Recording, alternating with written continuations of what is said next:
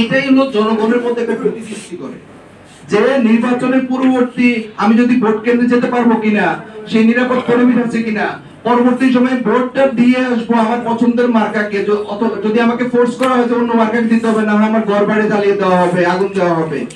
এই জন্য বলবো যে সরকারকে একটি কঠোর পদক্ষেপ নিতে হবে যাতে নির্বাচনের পূর্ববর্তী সময়ে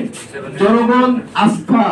এবং উৎসবমুখর নিরাপদ মনে করে ভোট কেন্দ্রে যেতে পারে, এবং নির্বাচন পরবর্তী সময়ে সেম আমাদের সশস্ত্র বাহিনী এবং আনসার, র্যাব, পুলিশ সবাইকে সমন্বিত উদ্যোগ গ্রহণ করতে হবে। কারণ আপনি শুধু ভোটের দিন আপনার নিরাপত্তা নিশ্চিত করলে সেটা সুষ্ঠু নির্বাচন হতে পারে না।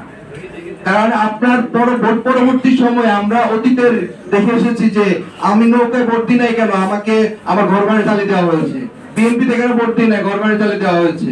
আপনি এনসিপি থেকে তৎকালীন সময় ছিল না, জামাতকে কেন দেওয়া হয় না, হেনস্থা করা হয়েছে। তো এই ধরনের যাতে কোন ধরনের কর্মকাণ্ড না হয় এর জন্য আমরা অন্তর্বর্তীকালীন সরকারের কাছে অনুরোধ করব একটি অবাধ, সুষ্ঠু, গ্রহণযোগ্য নির্বাচন দেওয়ার জন্য।